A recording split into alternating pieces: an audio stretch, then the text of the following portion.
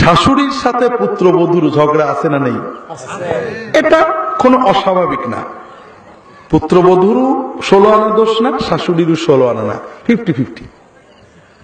কিন্তু কোন পুত্রবধূ যদি তার মনের ব্যথা স্বামীকে বলে স্বামীকে তার পিতা মাতার হক নষ্ট করতে উদ্বুদ্ধ করে, স্ত্রীর কারণে স্বামী পিতা মাতার সাথে খারাপ ব্যবহার করে অথবা ভাই বোনের হক নষ্ট করে, তাহলে ওই স্বামীর আয়ু কমবে, রিজিক কমবে, কোন কৌশলে ঠেকাতে পারবে না।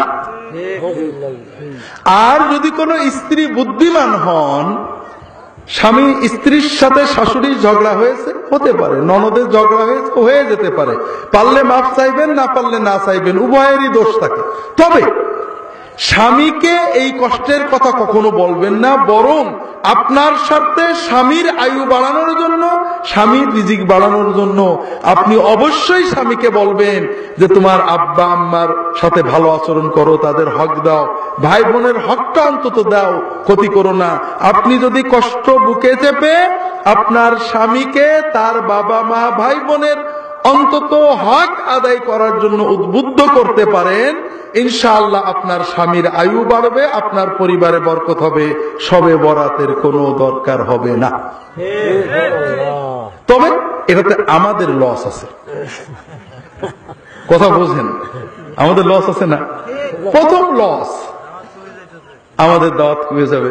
দ্বিতীয় আরেকটা লস আছে, আপনাদের বলতে চাইছিলাম, আপনারা যদি এভাবে পরিবারে শান্তি এসে যায়, আমাদের কি কেন জানেন? যত তাবিজ তদবির অধিকাংশই কিন্তু পারিবারিক অশান্তির জন্য। এতে আমাদের টাকাও মানুষ বেশি দেয়। এখন যদি আপনাদের সব শান্তি এসে যায়, আমাদের কি লস না? তারপরেও দেখেন আপনারা কি করেন, আমাদের দিক যদি তাকান তাহলে আর এগুলো করেন না।